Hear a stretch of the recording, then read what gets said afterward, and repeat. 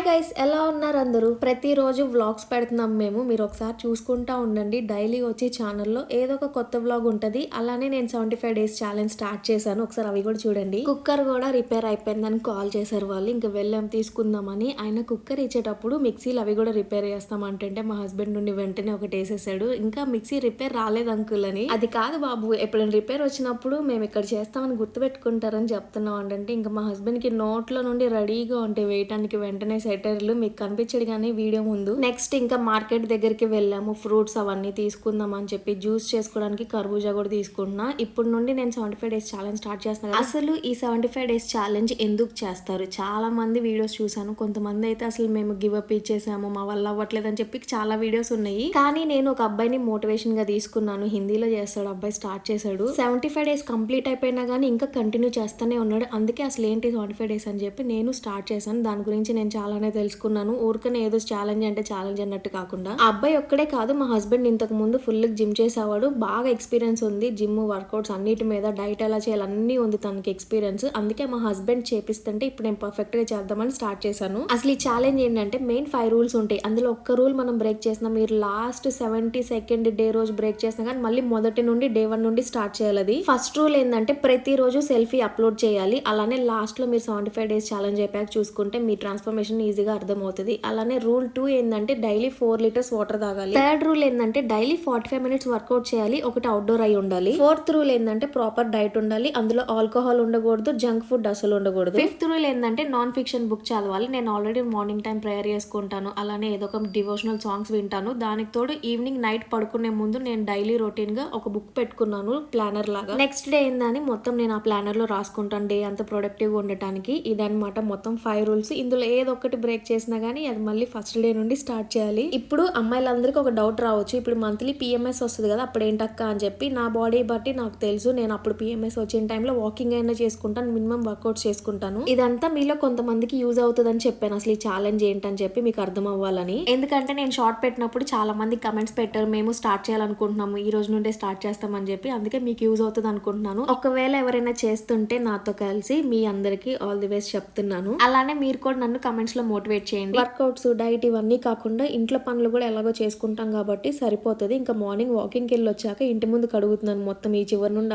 ఆ చివరి వరకు. ఇది కూడా కాస్త యూజ్ అవుతుంది. స్లోగా నేను కూడా కుదిరినప్పుడు వ్లాగ్స్ లో షేర్ చేసుకుంటాను డే మొత్తం ఎలా ఉంటుంది ఈ ఛాలెంజ్ టైంలో అని చెప్పి. ఒకేసారి ఇంకా చెట్లకు కూడా వాటర్ పోసేసి మొత్తం కడిగేసాను. ఇంకా మార్నింగ్ బ్రేక్ఫాస్ట్ కి వచ్చి ఏం చేశానంటే టీ అయితే అసలు నేను మానలేను కాబట్టి కొంచెం టీ అయితే తాగుతున్నాను. 2 అవర్స్ అయిపోయాక ఇంకా కర్బూజా జ్యూస్ చేసుకున్నాను. ఓన్లీ కర్బూజా జ్యూస్ అంటే కాయ ఎలా ఉందో అలా కట్ చేసి వేసాను. అందులో షుగర్ ఏం వేయలేదు, పాలు వేయలేదు, అసలు వాటర్ కూడా పోయలేదు. ఆ తర్వాత ఇంకా ఆఫ్టర్నూన్ లంచ్ మామూలుగా రోజు అన్నం తింటాను. అన్నంలోకి కర్రీ చేసుకుంటాను. అది నైట్ మాత్రం రోటీలు తింటున్నా. అన్నం మాత్రం రోజు తినేదానికన్నా కొంచెం క్వాంటిటీ తగ్గించాను. ఫస్ట్ డే నుండి అన్ని పర్ఫెక్ట్ గా అవ్వాలంటే అవ్వదు. ప్రతిరోజు తినేదాన్ని ఒకేసారి అవ్వాలంటే అవ్వదు కాబట్టి బయట ఫుడ్ అయితే తినట్లేదు, కానీ రోజు తినే దాంట్లో కొంచెం క్వాంటిటీ అయితే తగ్గిస్తున్నాను. నేను మాత్రం పర్ఫెక్ట్ చేద్దాం అనుకుంటున్నా. మళ్ళీ మెయిన్ నన్ను కంట్రోల్లో పెట్టడానికి మాత్రం పక్కన మా హస్బెండ్ ఉన్నాడు కాబట్టి నాకు ఏ ప్రాబ్లం లేదు. రోజు టిఫిన్ చేసే అలవాటు ఉంది కాబట్టి మా హస్బెండ్ పని అయిపోతుంది. నువ్వు జ్యూస్ తాగలే అన్నాడు. ఇంకా నేను మా హస్బెండ్ కూడా కొంచెం ఇచ్చాను. ఆ తర్వాత ఒక జాంకాయ తిన్నాడు మా హస్బెండ్. ఇప్పుడు ఇంకా మేము బయటకు వెళ్తున్నాము. సింబాగడికి చికెన్ తీసుకోవాలి. సింబాగడికి చికెన్ తీసుకోవడంతో పాటు ఇంకా మాకు కూడా తెచ్చుకుంటాం. కొంచెం కర్రీ చేసేస్తాను ఇప్పుడు నేను. జాంకాయ తినే టైం కూడా ఇవ్వట్లేదు మా హస్బెండ్. మా సింబాగడ్ ఎప్పుడెప్పుడు మేము వెళ్తామో బయటికి వాడి కోసం చికెన్ తెస్తామా అని చెప్పి కిచెన్ లోనే తిరుగుతున్నాడు. ఫస్ట్ మీరు బయటికి వెళ్ళండి అన్నట్టు గవక్కని చెప్పేస్తాడు మా హస్బెండ్. ఏమో చికెన్ తెస్తాంరా నీకు ఈ రోజు అని చెప్పి వాడు తినే పెడిగిరి పాలు కూడా తాకుండా పక్కన పడేస్తాడు. బెడ్షీట్ కూడా వేయనట్లేదు మమ్మల్ని వాడు. ఇంకా నేను బయటకి వెళ్ళిపోదాంలే అని చెప్పి ఇంక వెళ్ళిపోయి వచ్చాక వేయచ్చులే అని చెప్పి వీడి ఇంక వదలడు. ఇప్పుడు మమ్మల్ని ఇంక వెళ్ళేదాకా అరుస్తానే ఉంటాడు ఏదో ఒకటి చేసి. మళ్ళీ మాక్సిమం వీడికి ఒకటే షాప్ లో తీసుకురావాలి చికెన్. మేము ఎక్కడైనా ఎప్పుడైనా గబక్కన మార్చిన ఆ చికెన్ షాప్ లేదని చెప్పి